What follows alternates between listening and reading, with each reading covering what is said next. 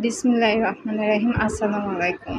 কে কোথায় থেকে আমার এই ভিডিওটা দেখছেন, প্লিজ ভালো লাগলে শেয়ার করে দিবেন এবং পাশে থাকবেন প্লিজ। আমি আবারও চলে আসলাম রান্নার কাছে। আমি ভুড়ি রান্নার রেসিপি শেয়ার করতেছি আপনাদের সঙ্গে। পেঁয়াজটা অ্যাড করে দিলাম। ভুড়িটা আমি ছোট ছোট করে নিয়েছি, তেলগুলো পরিষ্কার করে ধুয়ে নিয়েছি। আদা বাটা দিলাম, আদা বাটা রসুন বাটা একসঙ্গেই দিলাম, পরিমাণ মতো দিয়েছি। কে কতটুকু দিবেন আপনার নিজের আয়ত্তের মধ্যে। আমি গুঁড়ামরিচ অ্যাড করলাম, গুঁড়ামরিচ একটু বেশিই দিব, কারণ তেল তো আছে, তেলের জন্য ঝালটা একটু কম হবে, ওই জন্য আমি 2 চামচের মতো গুঁড়ামরিচ দিয়েছি। একটু লবণ দিলাম, আর এখন দিব হলুদ।